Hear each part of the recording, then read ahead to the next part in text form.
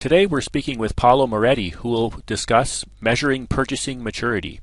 Paulo, can you first provide a brief background of yourself?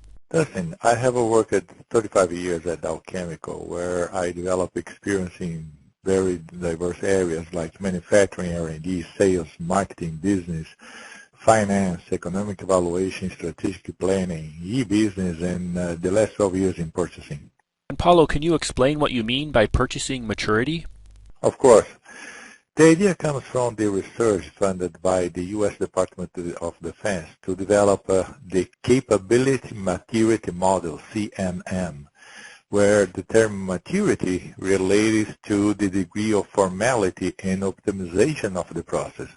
So basically, each purchase function has reached a level in their own organization in terms of all dimensions like tools, internal clients, suppliers, organization, staff, policy, process, and metrics.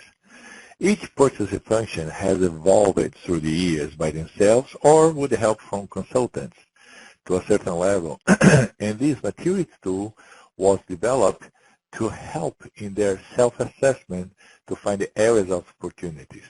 And can you tell us more about this maturity tool?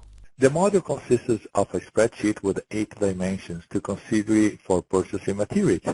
Like I mentioned, tools, clients, suppliers, organization, staff, policy, process, and metrics. Each dimension has several elements to be scored. For each element, the users can select via the drop-down button the score that most closely reflects the purchase function, 0, 1, 2, or 3, where 3 is considered very mature. The score of each element has a description to guide user assessment. After scoring all 55 elements, the result tab will show the maturity level in each dimension and the overall result for the purchase function. And what are the results that you've seen? The results of each analysis are presented in graph form for the 8 dimensions, as well as the maturity level for each one, and a kind of a maturity meter with the overall classification. And there are 3 classifications.